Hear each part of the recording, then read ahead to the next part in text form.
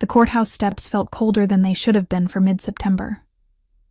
I stood there, clutching the manila envelope containing my divorce papers, watching Daniel drive away with her in the passenger seat. Sophia, the maid I'd hired 6 months ago to help with the house while I worked double shifts at the hospital, the woman who'd smiled at me every morning, accepted my generous pay, and apparently spent her afternoons in my bed with my husband. Ex-husband now. The word tasted like copper in my mouth. I didn't cry.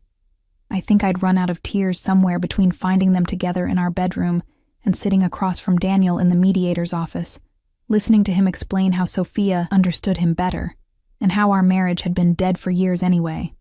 7 years.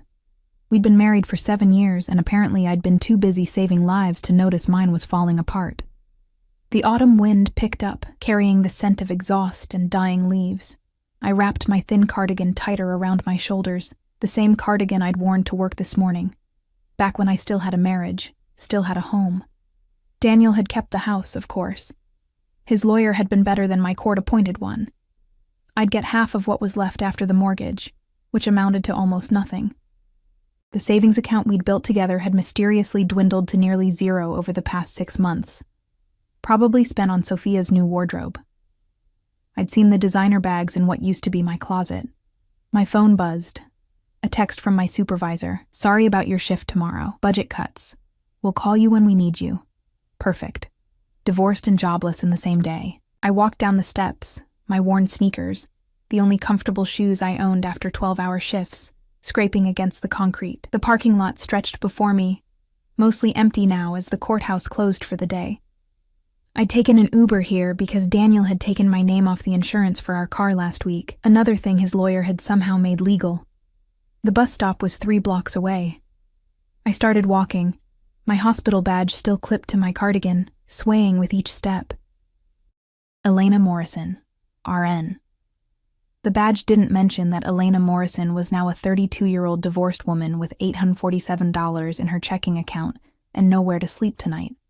My best friend Rachel had offered her couch, but I couldn't face her sympathy right now. Couldn't face anyone. I just needed to move, to keep putting one foot in front of the other until I figured out what came next. I didn't see the puddle until I stepped in it. Cold water soaked through my sneaker and I stumbled, my bag slipping from my shoulder. The manila envelope fell, papers scattering across the wet sidewalk. The divorce decree, the asset division, the end of everything I'd built. Shit, I whispered, dropping to my knees on the dirty concrete. I gathered the papers with shaking hands, trying to keep them from the spreading puddle. Some were already wet, the ink beginning to smear. Even my divorce couldn't stay intact. A shadow fell over me. Those look important. The voice was deep, accented, Italian maybe, and so smooth it seemed to wrap around each word with deliberate precision. I looked up, squinting against the late afternoon sun behind him. He was tall. That was my first impression. Tall and dressed in a charcoal suit that probably cost more than my annual salary had been. The fabric caught the light like liquid mercury, perfectly tailored to broad shoulders that tapered to a narrow waist. His shoes were Italian leather, polished to a mirror shine, and somehow spotless despite the dirty sidewalk. But it was his face that made my breath catch. Sharp jawline, dark stubble that looked intentional rather than lazy, and eyes so dark they were nearly black. He couldn't have been much older than 40, but there was something ancient in his gaze, something that suggested he'd seen things that aged a person beyond years. A thin scar cut through his left eyebrow, silvery against olive skin, and he was looking at me like I was the only person in the world. Yes, I stammered, scrambling to gather the last of the papers. I'm sorry. I didn't mean to. You're apologizing to me? Something flickered in those dark eyes. Amusement, maybe. For what? For existing in a place I happened to be walking? Heat crept up my neck. I must have looked pathetic, kneeling in a puddle with my soggy divorce papers, my hospital badge declaring my now questionable employment status. He bent down, a smooth, controlled movement, and picked up the last paper. I watched his eyes scan it briefly. The divorce decree, with Daniel's signature bold and confident next to my shaky one. "Congratulations," he said, handing it back to me. His fingers brushed mine for just a second, and I felt the warmth of his skin, the calluses on his palm that seemed wrong for someone in such an expensive suit. Or condolences. I'm never sure which is appropriate. "Condolences," I said quietly, standing up. My knees were wet now too, dirt staining my scrubs underneath my cardigan. "Definitely condolences." He studied me for a moment, his expression unreadable. Behind him, I noticed a black Mercedes idling at the curb, the kind with tinted windows so dark I couldn't see inside. A man in a matching black suit stood beside the rear door, his posture too rigid to be casual. He was watching us, one hand resting near his hip in a way that made me think of shoulder holsters and concealed weapons. "You're hurt," the man in front of me said, and it wasn't a question. I followed his gaze to my hand. Blood welled from my palm where I'd scraped it on the concrete. I hadn't even felt it. "It's nothing," I said automatically. Occupational habit. I'd stitched up wounds 10 times worse without flinching. "Nothing," he repeated, like he was testing the word. Then he reached into his jacket, another smooth, practiced movement, and pulled out a pristine white handkerchief, monogrammed. The letters VM embroidered in black silk thread. "I can't," I started. "You can." He took my wrist, his grip gentle but absolutely firm, and wrapped the handkerchief around my palm. His fingers worked with surprising care, creating a neat bandage. "There. Now it's not nothing. It's handled." I stared at the white fabric, already blooming red in the center. "I'll wash it and return it. Keep it." He released my wrist but didn't step back. We were standing too close, closer than strangers should stand. I could smell his cologne now, cedar and something darker, like smoke and aged leather. Consider it a divorce present. "I don't even know your name," I said, clutching my papers against my chest like a shield. "No," he agreed, that trace of amusement returning to his eyes. "You don't." The man by the Mercedes cleared his throat quietly. The stranger in the expensive suit glanced back, some wordless communication passing between them, then returned his attention to me. "You're going to the bus stop." Another statement, not a question. 3 blocks that way, in wet shoes, with an injured hand, and papers you can barely hold. "I'll manage," I said, even though we both knew it was a lie. "I'm sure you will." He studied me for another heartbeat, his dark eyes moving across my face like he was memorizing it. "You look like someone who always manages. But you don't have to. Not today." He stepped aside, gesturing toward the Mercedes. The rear door was already open, held by the rigid man in black. Every instinct I had screamed danger, strange man, expensive car, driver with a gun. This was how horror stories started, how women ended up on true crime podcasts, but I was so tired. Tired of managing, tired of being strong, tired of standing on my own 2 feet when everything beneath me kept crumbling. "I don't accept rides from strangers," I said, but my voice lacked conviction. "Then I suppose you'll need to learn my name."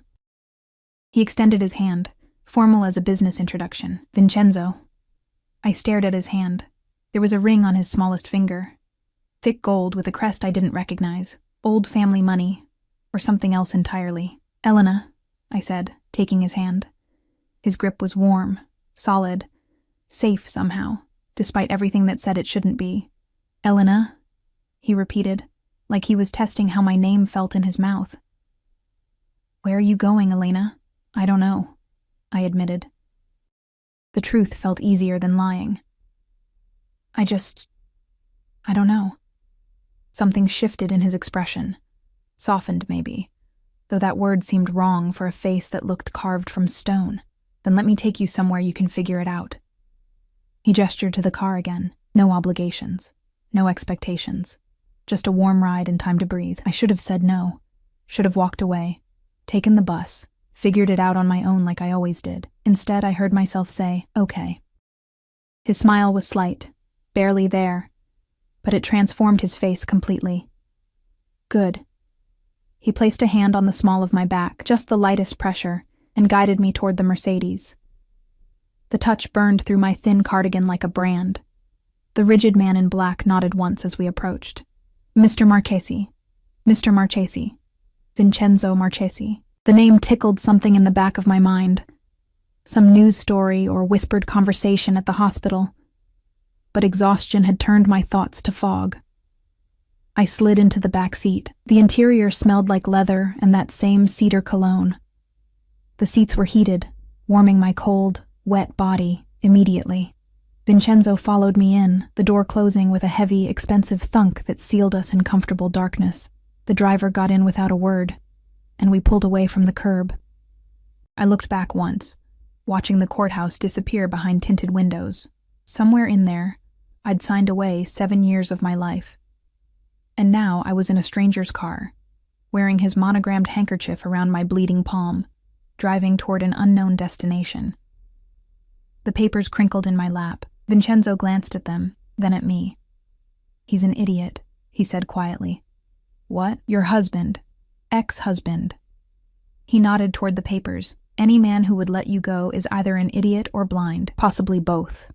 I didn't know what to say to that. Daniel had said I was too focused on work, too tired, too boring, that Sophia was spontaneous and exciting and made him feel young again, that I'd let myself go. "He married the maid," I heard myself say. "Tomorrow. He's marrying her tomorrow." Vincenzo's jaw tightened almost imperceptibly. Fast. "They've been together for 6 months. I just didn't know until I came home early one day and—" I trailed off. He didn't need those details. Nobody did.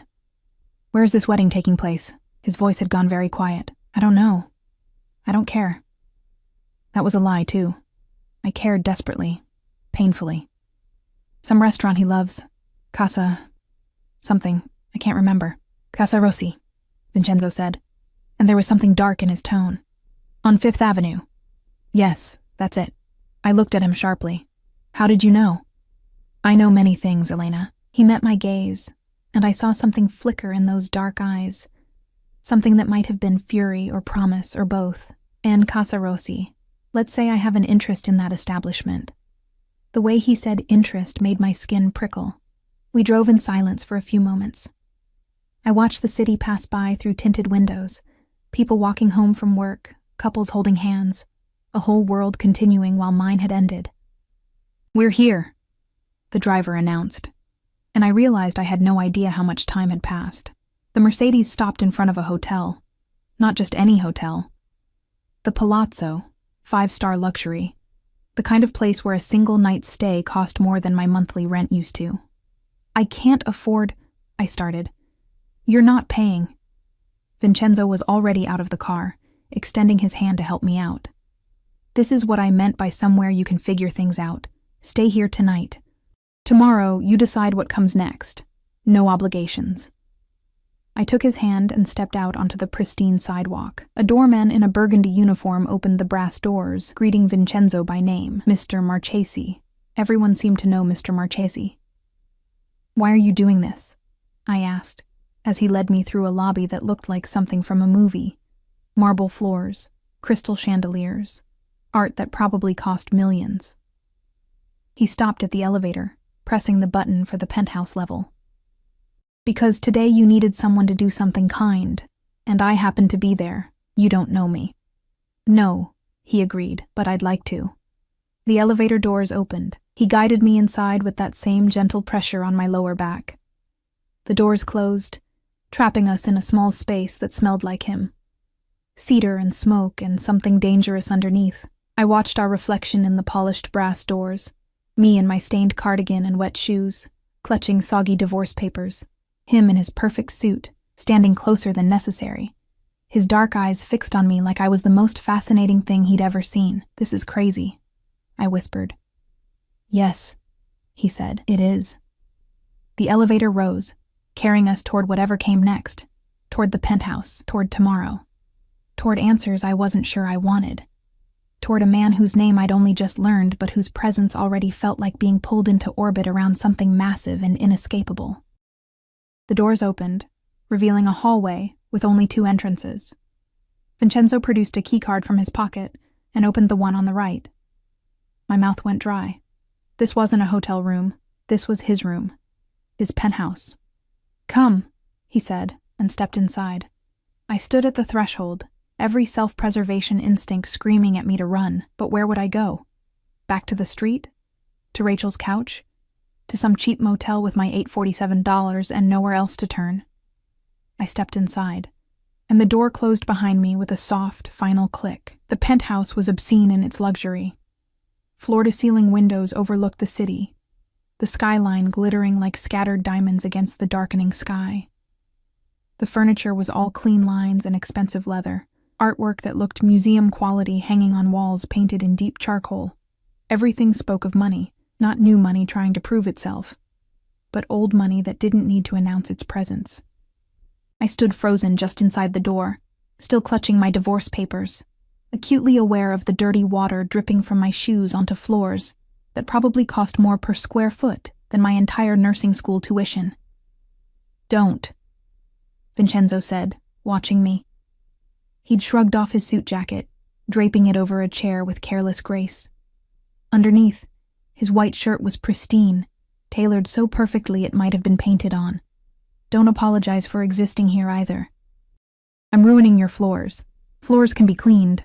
He moved to a bar cart in the corner, crystal decanters catching the light. "Sit, please." I sat on the edge of a leather sofa that probably cost more than my car. Daniel's car now. The papers crinkled in my lap, and I set them on the glass coffee table, spreading them out to dry. Evidence of my failure laid bare in this temple of success. Vincenzo returned with 2 glasses of amber liquid, whiskey, from the smell. He handed me one and sat across from me. Not beside me, I noticed, giving me space. The consideration felt deliberate. "Drink," he said. "You look like you need it." I did. The whiskey burned going down, warmth spreading through my chest. Good whiskey, the kind that didn't taste like punishment. I took another sip. "Better?" he asked. "Yes." I looked at him over the rim of my glass. In the soft lighting of the penthouse, his features seemed less sharp, though no less dangerous. "Why am I here, really? And don't say it's just kindness. People like you don't just pick up people like me off the street. People like me." His mouth curved slightly. "What kind of person do you think I am, Elena?" "Rich, powerful." I glanced at the rigid driver who'd positioned himself by the door like a sentinel. "Protected. The kind of person who has drivers who carry guns and hotel staff who say your name like a prayer. Observant." He swirled his whiskey, watching the liquid catch the light. "Anything else?" I thought of the way he'd asked about Casa Rossi, the darkness in his voice, the monogrammed handkerchief around my palm, the ring on his finger, the way everyone seemed to know and fear him in equal measure. "Dangerous," I said quietly. "Yes." He met my eyes directly, no shame or denial. "I am dangerous. Does that frighten you?" It should have. Every rational part of my brain screamed that I should be terrified. But sitting there in his penthouse, drinking his expensive whiskey with my divorce papers drying on his coffee table, I felt the strangest sense of calm. "No," I admitted. "Not of you. Not right now. Anyway." Something flickered across his face. Surprise, maybe, or respect. He leaned back in his chair, studying me with those dark, unreadable eyes. "You're not what I expected," he said finally. "What did you expect?" "Tears. Hysteria. More questions about who I am, what I want from you." He took a slow sip of his whiskey. "Instead, you're sitting here, ruining my floors and calling me dangerous with wet divorce papers and blood on your hands, quite literally." I looked at the makeshift bandage. His handkerchief, now thoroughly stained. The bleeding had stopped, but the fabric was ruined. "I cried plenty already," I said. "And I'm a nurse. I've seen enough truly dangerous situations to know the difference between actual threat and," I gestured vaguely between us, "whatever this is." "And what is this, in your professional opinion?" "I don't know yet." The whiskey was making me bolder, or maybe it was just that I had nothing left to lose. "But you had a reason for bringing me here. I'd like to know what it is." Vincenzo set down his glass with deliberate care. He leaned forward, elbows on his knees, and the movement brought him closer to me. Not threatening. There was still careful distance between us, but intimate. Intentional. "Casa Rossi," he said. "The restaurant where your ex-husband is getting married tomorrow. Do you know who owns it?" "No." I do. His voice had gone very quiet, very still, through several holding companies and intermediaries, but ultimately, it's mine. Along with 7 other restaurants, 3 hotels, 2 construction companies, and various other interests in this city. Understanding crept up my spine like ice water. The expensive suit, the deference, the driver with the gun, the way he'd known exactly which restaurant Daniel had chosen. You're not just rich, I said slowly. You're Vincenzo Marchesi. He said his full name like a confession.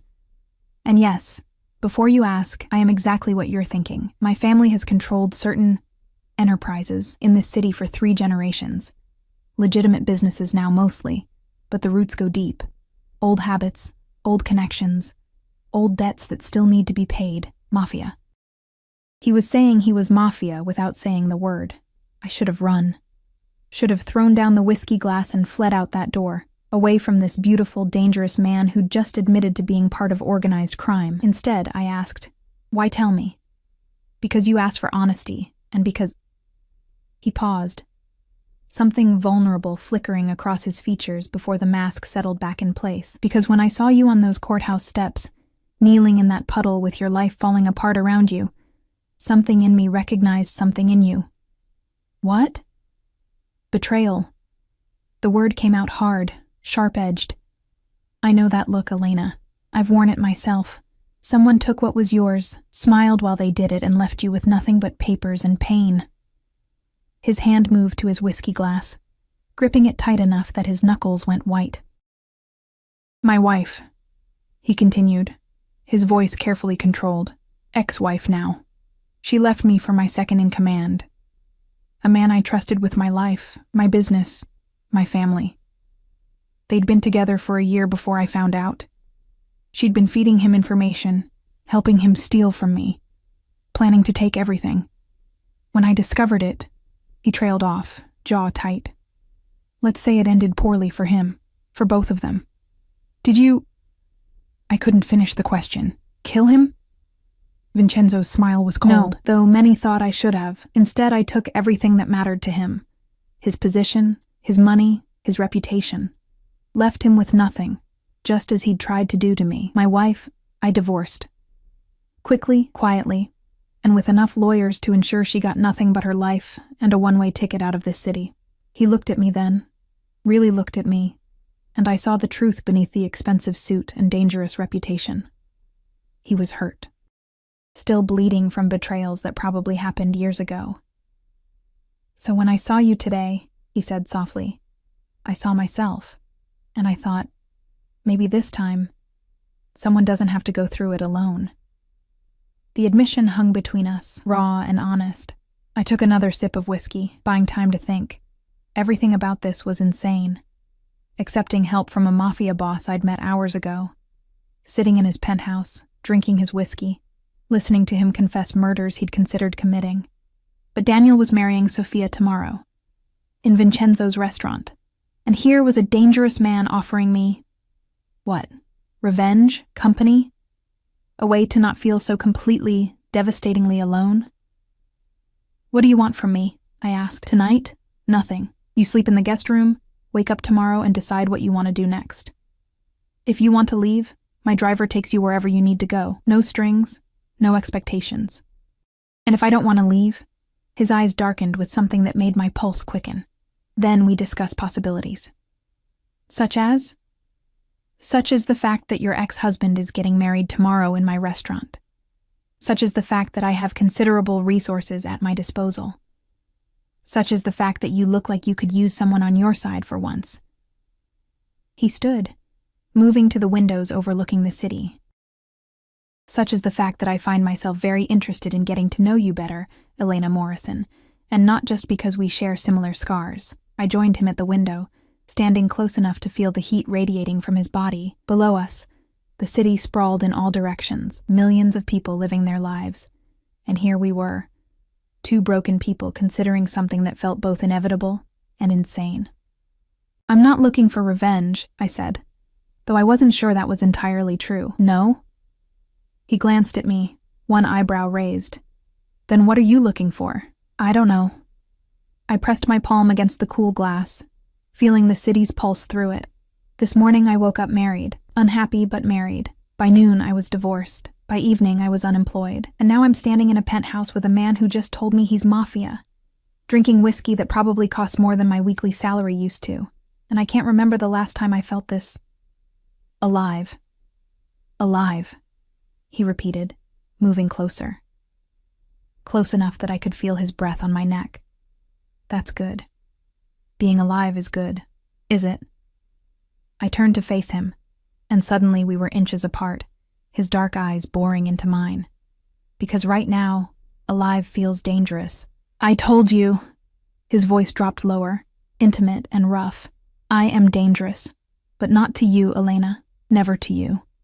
The promise in those words made something in my chest tighten. He reached out slowly, giving me time to pull away, and brushed a strand of damp hair from my face.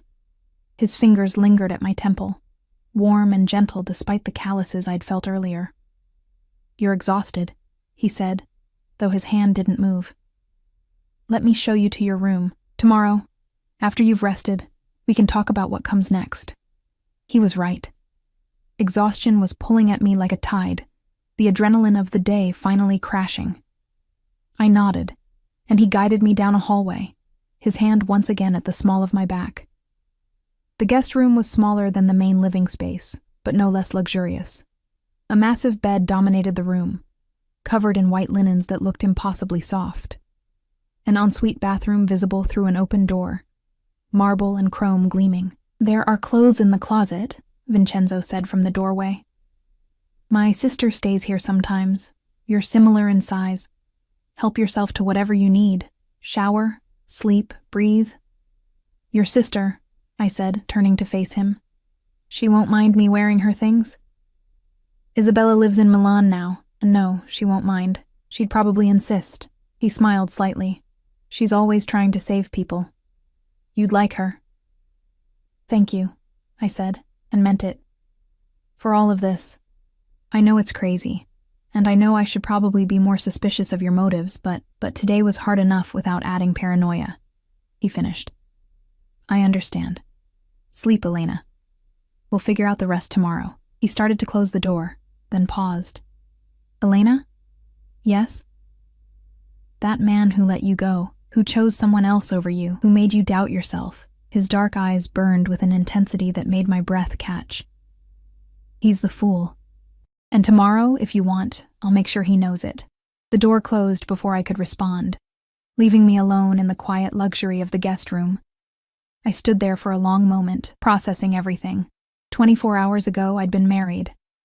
Now I was standing in a Mafia Boss's penthouse, wearing his handkerchief around my wounded hand, considering possibilities that terrified and thrilled me in equal measure. I showered in water hot enough to scald, washing away the courthouse and the puddle in Daniel's final words. In the closet, I found silk pajamas, black, expensive, smelling faintly of lavender. Isabella's, presumably. They fit perfectly. The bed was as soft as it looked. I sank into it, my body finally relaxing after being taut with tension for months, years maybe. How long had I been just surviving instead of living? Sleep pulled at me, but my mind kept returning to Vincenzo, to his dark eyes and careful hands, to the way he'd looked at me like I mattered, like I was worth saving, when Daniel had looked at me like I was invisible, to the promise in his voice, never to you. My phone buzzed on the nightstand. A text from Rachel asking where I was. I sent back a simple, safe. We'll explain tomorrow. Then I turned off the phone and let the darkness take me. I dreamed of courthouse steps and expensive suits, of handkerchiefs stained with blood and whiskey that burned like absolution. I dreamed of a man with dangerous eyes promising things I shouldn't want but couldn't help craving. And somewhere in those dreams, I heard Vincenzo's voice. Tomorrow, if you want, I'll make sure he knows it. Tomorrow. Tomorrow, Daniel would marry Sophia. And tomorrow I would wake up in a Mafia Boss's penthouse and decide what kind of person I wanted to become. The kind who walked away from danger, or the kind who walked straight toward it. Consequences be damned. I woke to sunlight streaming through floor-to-ceiling windows and the smell of coffee. For one disoriented moment, I thought I was still married, still in the house Daniel and I had shared. Then reality crashed back, the divorce, the puddle, Vincenzo's dark eyes promising things I shouldn't want. I sat up. Isabella's silk pajamas sliding against my skin.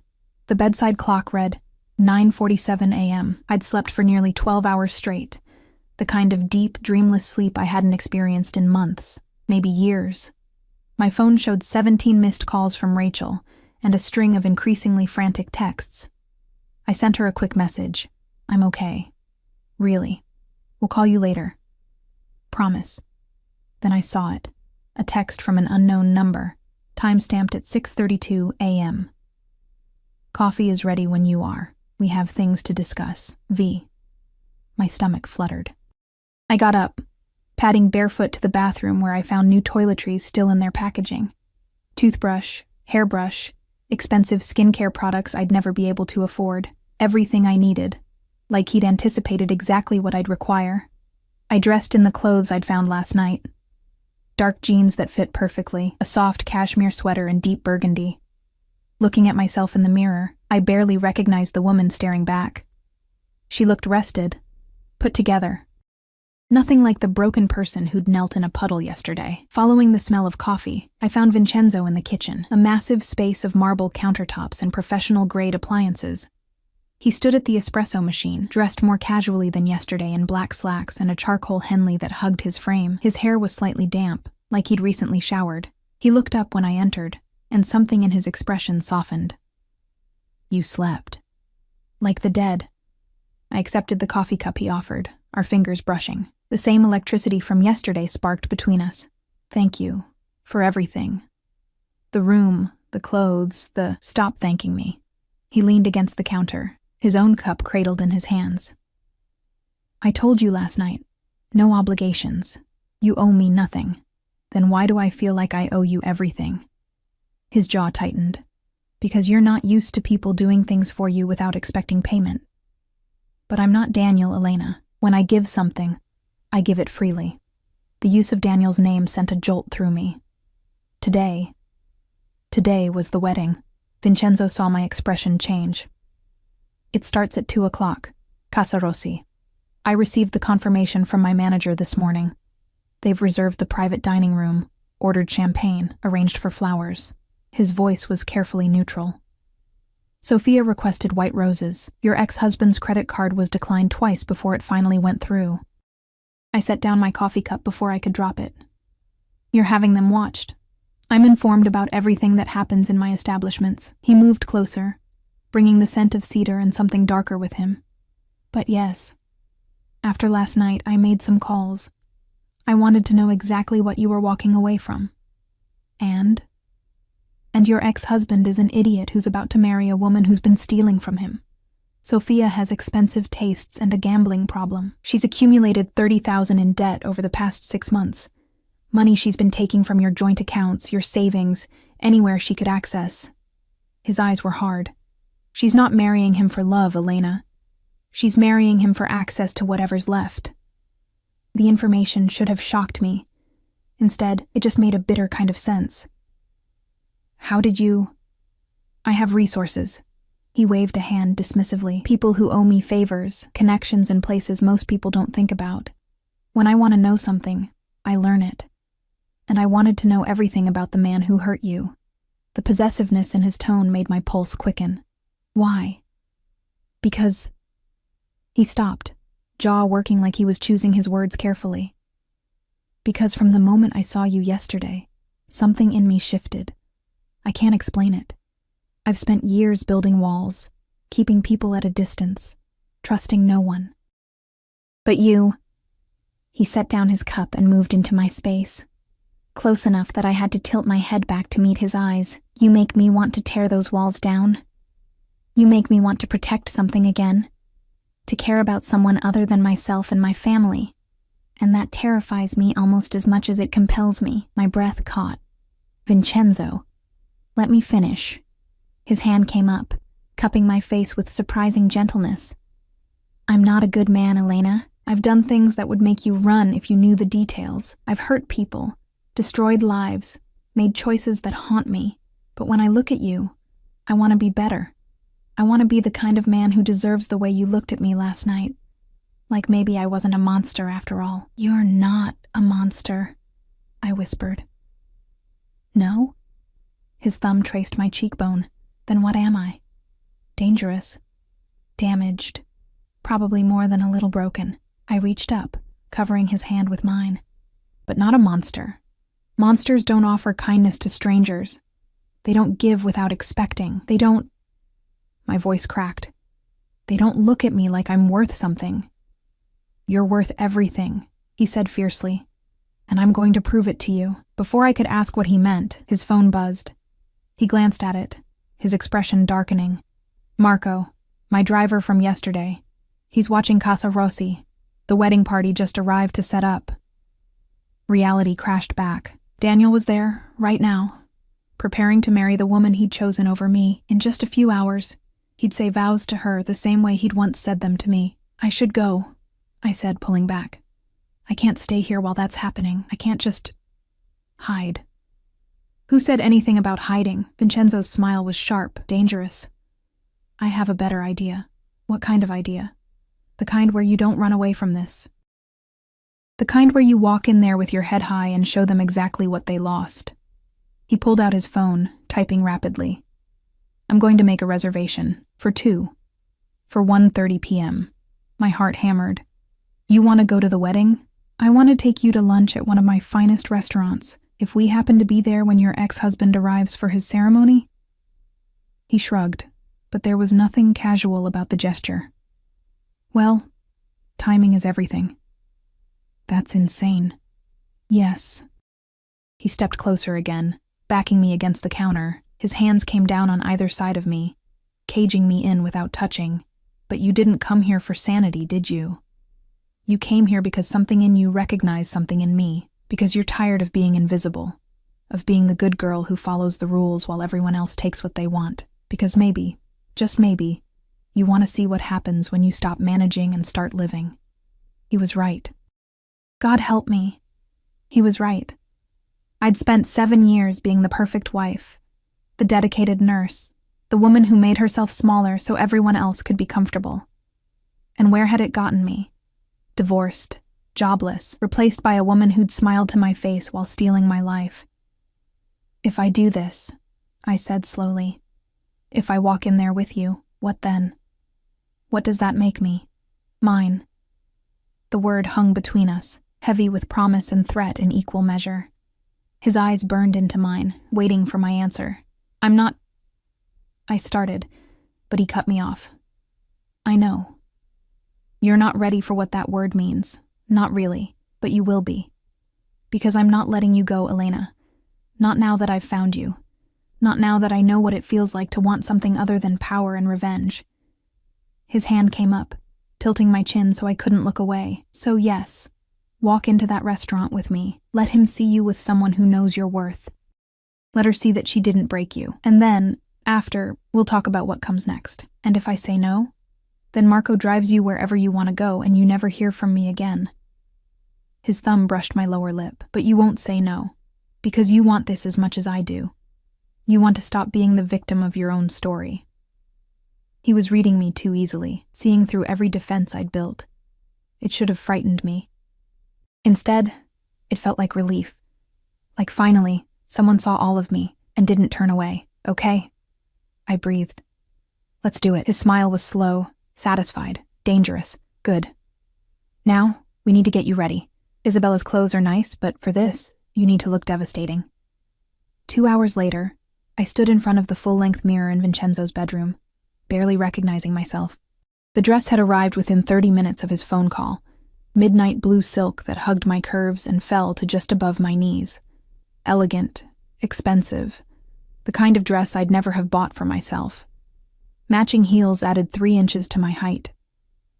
A stylist had appeared to do my hair and makeup, transforming my hospital shift exhaustion into something that looked almost glamorous. I looked like someone who belonged in Vincenzo's world, someone powerful, someone who couldn't be broken. "Perfect," Vincenzo said from the doorway. He'd changed too, a 3-piece navy suit that probably cost more than my car used to, his dark hair styled back from his face. He looked dangerous and beautiful and completely in control. He crossed to me, pulling a small box from his pocket. One more thing. Inside was a necklace, simple, elegant, a single diamond pendant that caught the light like captured fire. He moved behind me, fastening it around my neck. His fingers lingered at my nape, warm and possessive. "Now," he murmured against my ear, "you're ready." Marco was waiting with the Mercedes. Vincenzo handed me into the back seat, sliding in beside me. His hand found mine, fingers interlacing, and the gesture felt more intimate than it should have. "Second thoughts?" he asked as we pulled away from the hotel. "About 1,000. I squeezed his hand. "But I'm not backing out." "Good." He brought my hand to his lips, pressing a kiss to my knuckles that sent heat racing up my arm. "Because I have plans for you, Elena Morrison. And they're all going to start with watching your ex-husband realize what a fool he's been." The drive to Casa Rossi took 20 minutes. 20 minutes of Vincenzo's thumb stroking circles on my palm, of stolen glances and building tension. 20 minutes to prepare myself for seeing Daniel again, but nothing could have prepared me for the reality. Casa Rossi was beautiful, old-world elegance mixed with modern luxury. A hostess in elegant black greeted us at the door, her eyes widening when she saw Vincenzo. "Mr. Marchesi, your table is ready." She didn't ask for a reservation confirmation. Clearly, when Vincenzo Marchesi wanted a table, he got one. She led us through the main dining room. White tablecloths, crystal chandeliers, soft music, and there, visible through glass doors to the private dining room, I saw them. Daniel, dressed in a new suit I didn't recognize. Sophia beside him in a white dress that was trying too hard to be bridal. They were laughing about something, his hand on her waist in a way that used to be reserved for me. Our table was positioned perfectly, close enough to the private room that we'd be impossible to miss, far enough that we had privacy. Vincenzo had planned this with military precision. "Breathe," he murmured as he held out my chair. "You're in control here, not him." I sat, and Vincenzo took the seat beside me, not across, beside, angling his body toward mine in a way that screamed intimacy to anyone watching. A waiter appeared with champagne. Expensive, cold, perfect. Vincenzo raised his glass. "To new beginnings," he said, his dark eyes locked on mine.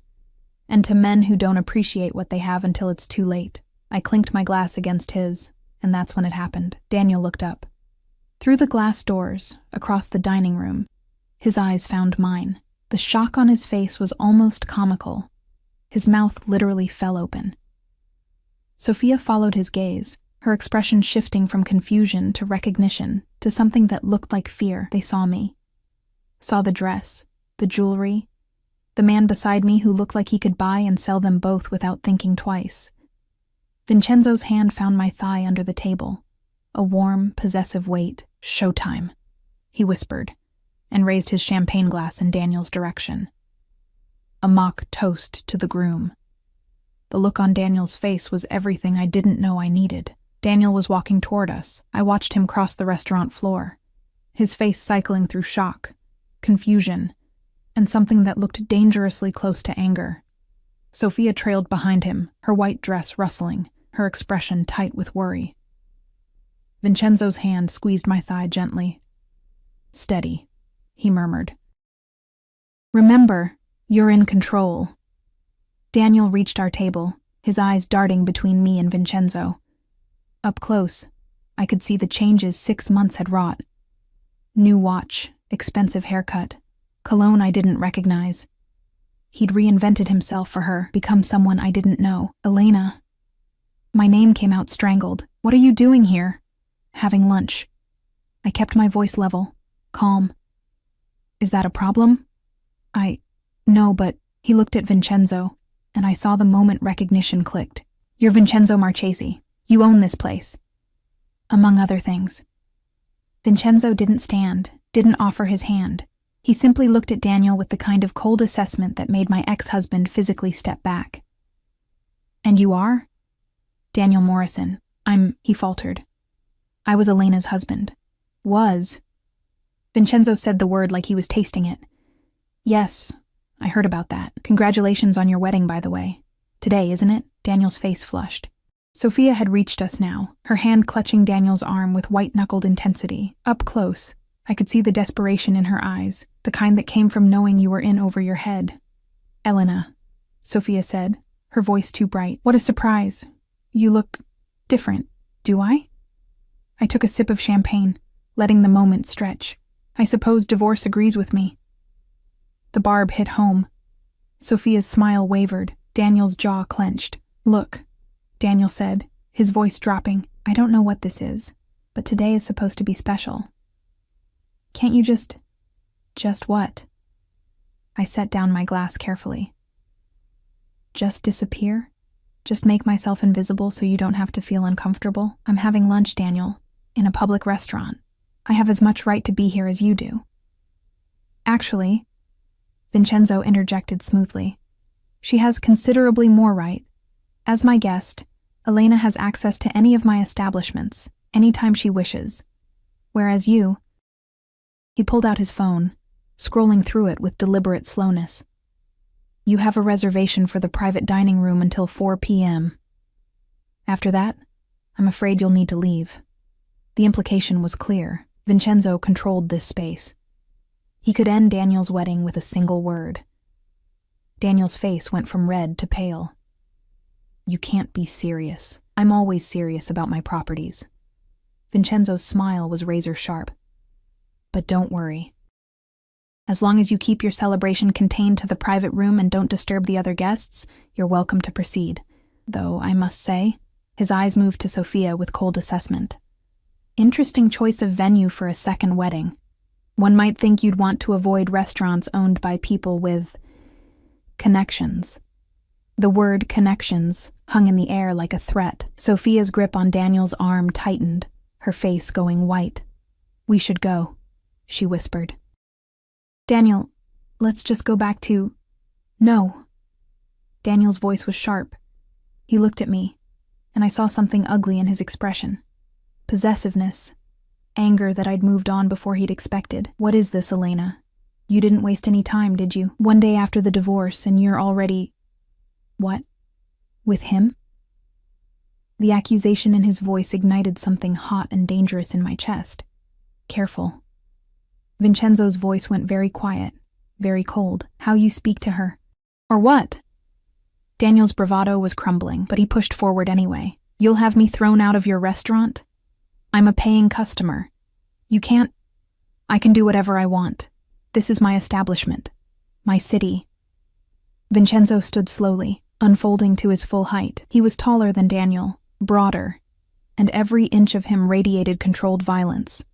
And more importantly, she is under my protection. So yes, I suggest you choose your next words very, very carefully. The temperature of the entire restaurant seemed to drop.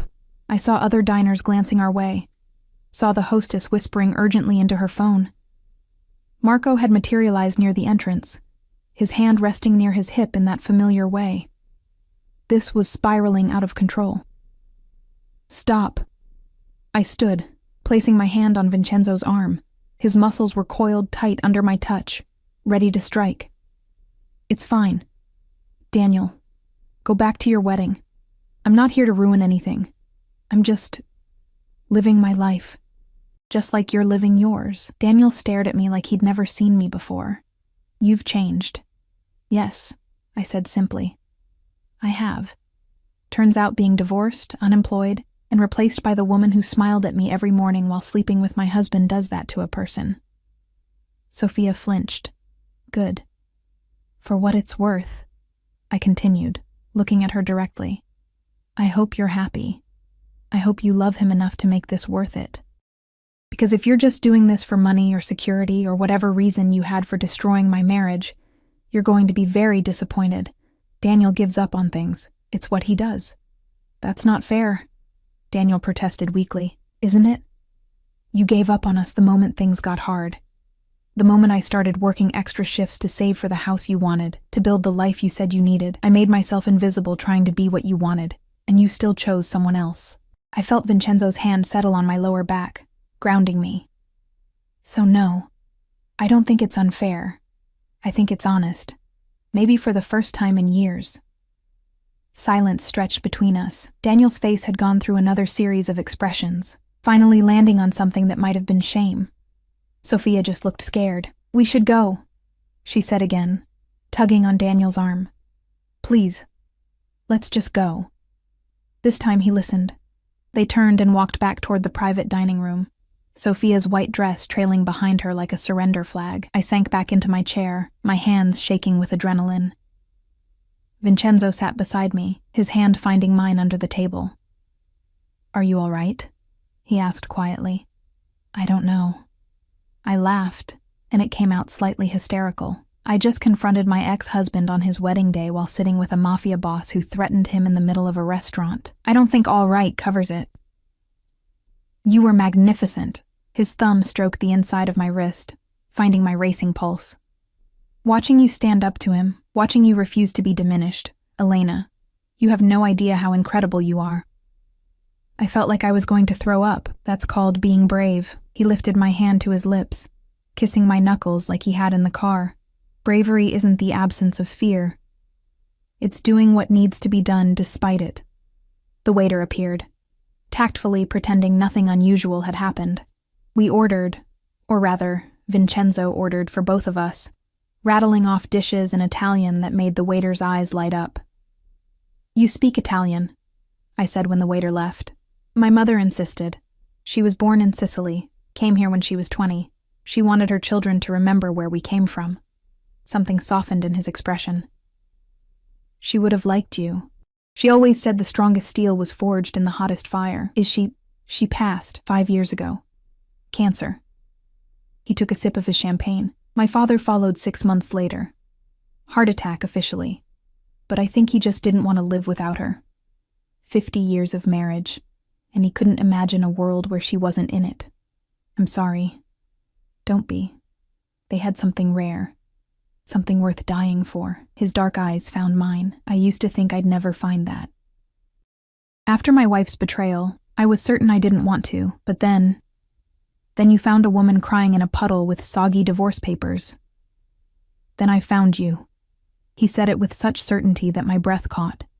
And suddenly, I'm reconsidering everything I thought I knew about what I wanted. The food arrived. Beautiful, aromatic, the kind of meal I'd only ever dreamed about. We ate slowly, stealing glances at the private dining room where Daniel's wedding was presumably proceeding. Every so often I'd catch him looking out at us, his expression unreadable. "He's watching," Vincenzo murmured, cutting into his steak. "He can't stop watching. Do you know why? Because he's confused? Because he's realizing what he lost." Vincenzo leaned closer, his voice dropping to something intimate and rough. "Because he's seeing you the way you should have always been seen. As someone valuable, someone worth protecting. Someone who doesn't need to make herself smaller for anyone." His hand covered mine on the table. "And because he's seeing you with me, and he's smart enough to know what that means." "What does it mean?" "That you're untouchable now, that anyone who tries to hurt you will have to go through me, that you're not alone anymore, Elena. Not if you don't want to be."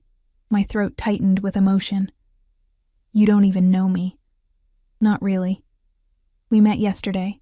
I know enough. I know you're brave enough to face the man who broke you on what should be his happiest day. I know you're strong enough to sleep in a stranger's penthouse because you had nowhere else to go. I know you're honest enough to call me dangerous to my face." He turned my hand over, tracing the lines of my palm, and I know that when I look at you, I feel something I haven't felt in years: hope. The possibility of something good in a life that's been dark for too long. "Vincenzo, I'm not asking you to love me. I'm not even asking you to stay. I'm just asking you to give this, whatever this is between us, a chance. Let me show you what it's like to be with someone who sees your worth. Let me prove that not all men are like him." Before I could respond, raised voices erupted from the private dining room. Through the glass, I saw Daniel and Sophia arguing, her hands gesturing wildly, his face red with anger. Then Sophia was grabbing her purse, tears streaming down her face, rushing toward the exit. She passed our table without looking, her white dress streaming behind her. A moment later, Daniel followed, catching her arm near the door. "Sophia, wait, I can't do this. Her voice carried across the restaurant. I thought you had money, Daniel. Real money. But you're broke. Those credit cards that kept declining, that's because there's nothing left. And now she pointed at me, sitting there with him, looking like that. And you can't stop staring at her like you made a mistake. I didn't. Sophia, that's not. You still love her. Sophia's voice broke. You divorced her, and you still love her, and I'm just the idiot who thought I could replace her. She wrenched her arm free and ran out of the restaurant. Daniel stood frozen in the doorway, his wedding day imploding around him. Then his eyes found mine across the room. The look on his face was devastating. Regret, realization, loss all mixed together. Vincenzo's hand tightened on mine. Do you want to leave? No, I said, surprising myself. I want to finish my meal. I want to enjoy this beautiful food in this beautiful restaurant with you. I want to prove that he doesn't control my life anymore. Vincenzo's smile was fierce, proud. That's my girl. Daniel stood in the doorway for another moment, then turned and walked out, following Sophia into whatever future they'd destroyed together. I watched him go and felt nothing. No satisfaction, no vindication. Just a quiet sense of closure, of a chapter ending exactly as it was always meant to. It's over, I said softly. No. Vincenzo brought my hand to his lips again, his dark eyes burning into mine. It's just beginning. Blocco 5, final. We stayed at Casa Rossi for another hour, finishing our meal in comfortable silence punctuated by easy conversation. Vincenzo told me about his restaurants, his legitimate businesses, the life he'd built from his family's complicated legacy. I told him about nursing school, about the patients I'd loved caring for, about the life I'd thought I was building with Daniel. It felt natural, easy, like we'd known each other far longer than 36 hours. When we finally left, the private dining room stood empty. White roses wilting in their vases, champagne bottles unopened. The ghost of a wedding that never happened. Marco drove us back to the palazzo in comfortable silence. Vincenzo's hand never left mine, his thumb tracing absent patterns on my skin that made thinking difficult. Come upstairs, he said when we arrived. Not a demand, an invitation. I went. The penthouse looked different in the afternoon light. Warmer, less intimidating. Vincenzo shrugged off his suit jacket, loosening his tie, and suddenly he looked less like a dangerous mafia boss and more like just a man. A beautiful, complicated, dangerous man who'd somehow decided I was worth his protection. What happens now? I asked, standing in the middle of his living room, still wearing the midnight blue dress that had given me courage. Now, we talk about what you want. He poured us both whiskey, becoming our ritual, apparently. Your job, your housing, your future. I can help with all of it, if you'll let me. Why? I accepted the glass, needing something to do with my hands. Why do you want to help me so badly? He was quiet for a long moment, staring into his whiskey like it held answers. When my wife betrayed me, when my second-in-command tried to destroy everything I'd built, I became cold, closed off.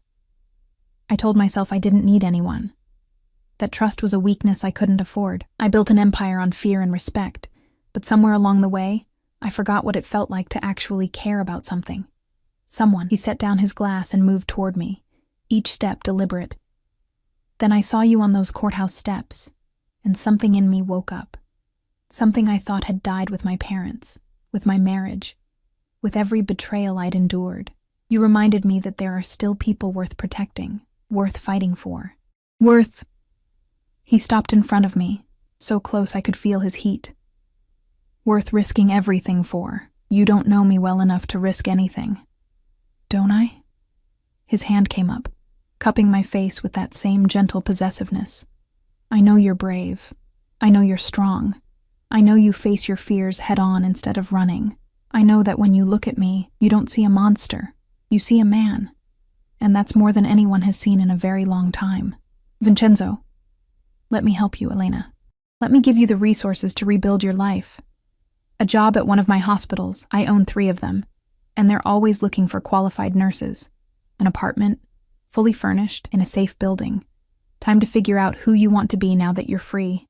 His thumb traced my cheekbone. No strings, no expectations, just the opportunity to start over. There are always strings, I whispered. Not with me. I'm not asking you to be mine, not yet. I'm asking you to let me take care of you until you can take care of yourself. His forehead touched mine, and the intimacy of the gesture made my chest ache. And then, when you're ready, when you've had time to heal and discover who you are without him, maybe you'll let me take you to dinner. A real date. No ex-husbands, no ruined weddings. Just you and me, figuring out if this feeling between us is real. Tears burned behind my eyes. What if I'm broken? What if Daniel was right and I'm just not enough? Then he's a fool, and I'm the luckiest man alive. Vincenzo's voice was fierce. You're not broken, Elena. You're rebuilding. And I want to be there to watch you become whoever you're meant to be, because I have a feeling that woman is going to be absolutely magnificent. The tears spilled over. He caught them with his thumbs, his touch infinitely gentle for hands that had undoubtedly done violent things. Say yes, he murmured. Say you'll let me help you. Say you'll give us a chance. I thought about Daniel, about 7 years of making myself smaller. I thought about Sophia, about betrayal and courthouse steps, and sleeping in a stranger's penthouse because I had nowhere else to go. I thought about the woman I'd been yesterday, broken, lost, invisible. And I thought about the woman I'd been today, brave enough to face her ex-husband, strong enough to demand respect, powerful enough to walk away from a ruined wedding with her head high. That woman had been born in Vincenzo's presence. Maybe she'd always been there, buried under years of diminishing myself. But he'd seen her. He'd called her forth. Yes, I breathed. Yes to all of it. His smile was brilliant, transforming his entire face. Then his mouth was on mine, and the world narrowed to the taste of whiskey and the heat of his body, and the way his hands framed my face like I was something precious. The kiss was slow, thorough, devastating. He kissed me like he had all the time in the world, like nothing else mattered but this moment, this connection. When he finally pulled back, we were both breathing hard. I should go slow, he said, his voice rough. Give you time. But Elena, I don't want slow. I fisted my hands in his shirt, pulling him back. I've been going slow for 7 years. I've been careful and proper and good. I didn't know how to finish the sentence. Tell me. His hand slid to my waist, pulling me flush against him. Tell me what you want. I want to feel alive. I want to stop being invisible. The word stuck in my throat. Me, he finished, his eyes dark with want. You want me. Yes.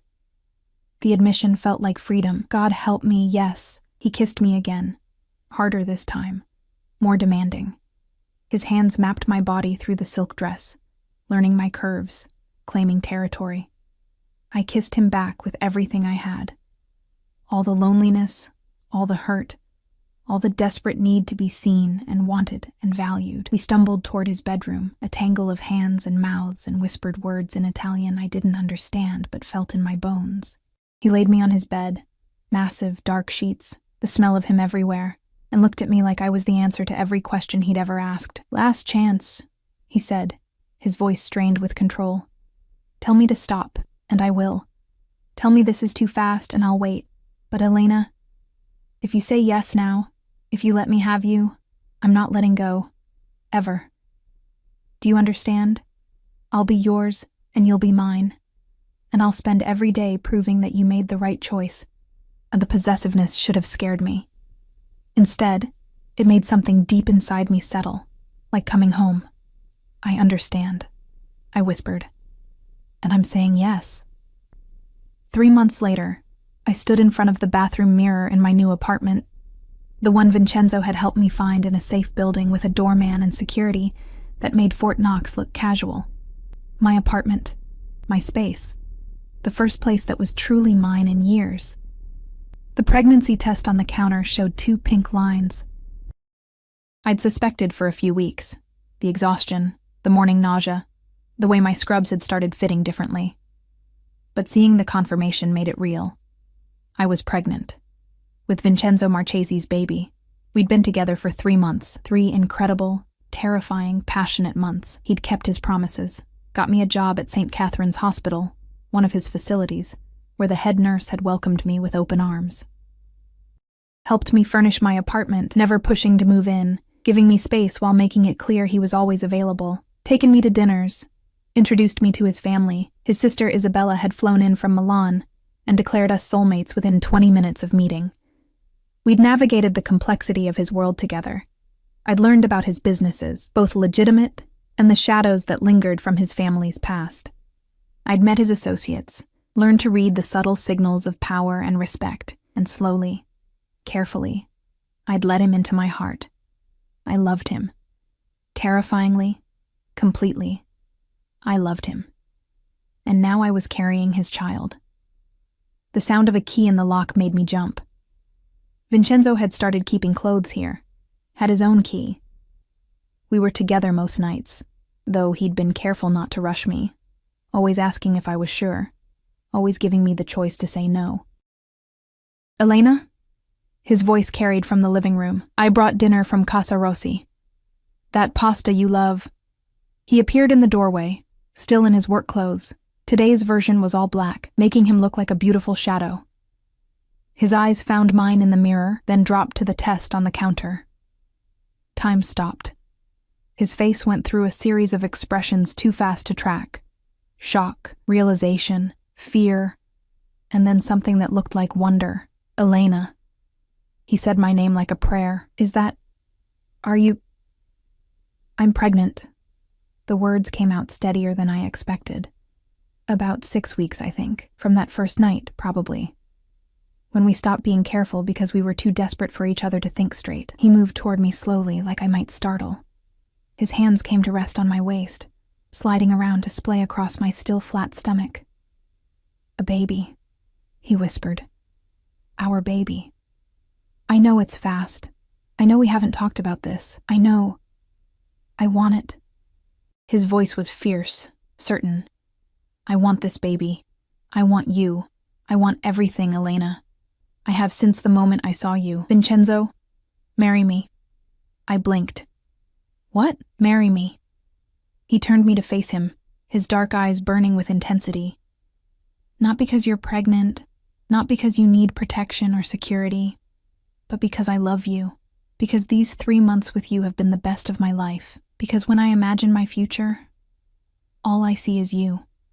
You love me? Desperately. Completely. Probably from that first moment you called me dangerous and didn't run away. His hands framed my face. I know it's fast. I know we're still learning each other. But Elena, I've never been more certain of anything. You're it for me. You and this baby. This family we're building from the ashes of our broken pasts. Tears streamed down my face. Happy tears this time. I love you too. I've been terrified to say it. Terrified I was moving too fast or wanting too much, or he kissed me quiet. Say yes. Please. Let me spend the rest of my life proving that you made the right choice. Let me give this baby my name, our family's legacy. Let me show you what it means to be loved by someone who will burn down the world to keep you safe. I thought about the woman I'd been on those courthouse steps. Broken, lost, invisible. I thought about Daniel, about Sophia, about a life I'd thought I wanted that had crumbled to dust. And I thought about the woman I'd become in Vincenzo's arms. Brave, strong, visible, loved not despite my scars but because of them, chosen not as a consolation, but as a prize. Yes, I said through my tears. Yes, I'll marry you. Yes to everything.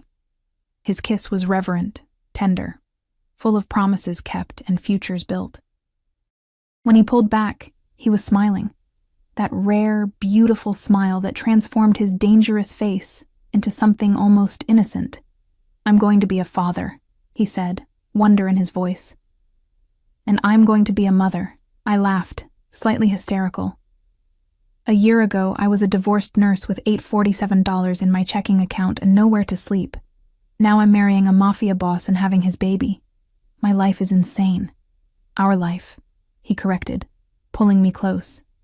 And yes, it's insane. But it's ours. And it's real. And it's everything I never knew I needed. 6 months later, the wedding was small, intimate, just Vincenzo's family and the few people I'd let back into my life. Rachel had cried through the entire ceremony, kept saying she knew from the moment I'd texted her that I was safe that something life-changing had happened. We married in a small chapel that Vincenzo's family had attended for generations. Me in a simple ivory dress that accommodated my growing belly. Him in another perfect suit, his eyes never leaving mine as we exchanged vows. Isabella stood as my maid of honor, already planning to move back from Milan to be near her niece or nephew. Marco, who'd become an unexpected friend, stood as best man, looking almost emotional behind his perpetually rigid expression. There was no drama, no objections, no ex-husbands crashing the ceremony, just two broken people promising to build something beautiful together. The reception was at Casa Rossi. Fitting, somehow, that we celebrated in the place where everything had shifted. The private dining room where Daniel's wedding had imploded now held our celebration, white roses replaced with dark red ones that matched my bouquet. Vincenzo kept his hand on my stomach all night, feeling our daughter kick. We'd learned just last week that we were having a girl. He'd cried when the ultrasound technician told us, tears streaming down his face as he watched our baby move on the screen. "What should we name her?" I asked as we danced, his arms wrapped protectively around me. "Something strong," he murmured against my hair, "something that tells the world she's ours, that she comes from two people who refuse to stay broken." "Isabella," I suggested, "after your sister.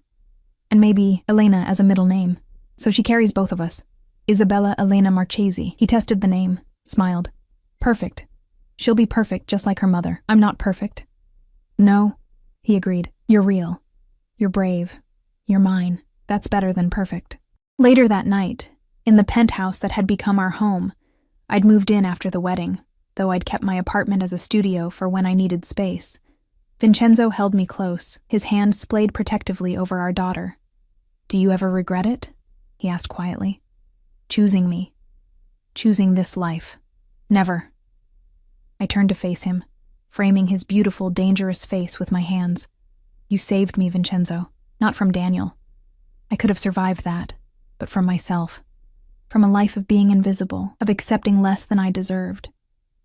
You saw me when no one else did. You chose me when I thought I was unchosen. You loved me when I didn't know how to love myself. You saved me too," he said fiercely. "From darkness, from isolation, from thinking I'd never have this. A family, a future, someone to come home to. You gave me everything, Elena." Our daughter kicked between us as if agreeing. I thought about courthouse steps and puddles and divorce papers. I thought about expensive handkerchiefs and midnight blue dresses and facing down the past with my head high. I thought about first kisses and pregnancy tests and wedding vows spoken in a chapel full of people who loved us. My life hadn't ended that day on the courthouse steps. It had begun. With a dangerous man who taught me I was worth danger. With a love that had been born from ashes and betrayal, and the courage to try again, with a future that looked nothing like the safe, small life I'd planned with Daniel. This future was bigger, messier, full of complications and risks and the shadowy edges of Vincenzo's world. But it was mine. We were mine. And as I fell asleep in Vincenzo Marchesi's arms, our daughter moving between us, our wedding rings catching the moonlight, I knew with absolute certainty I had made the right choice. Sometimes the best love stories start with an ending, and sometimes being chosen by a dangerous man is exactly what it takes to find yourself.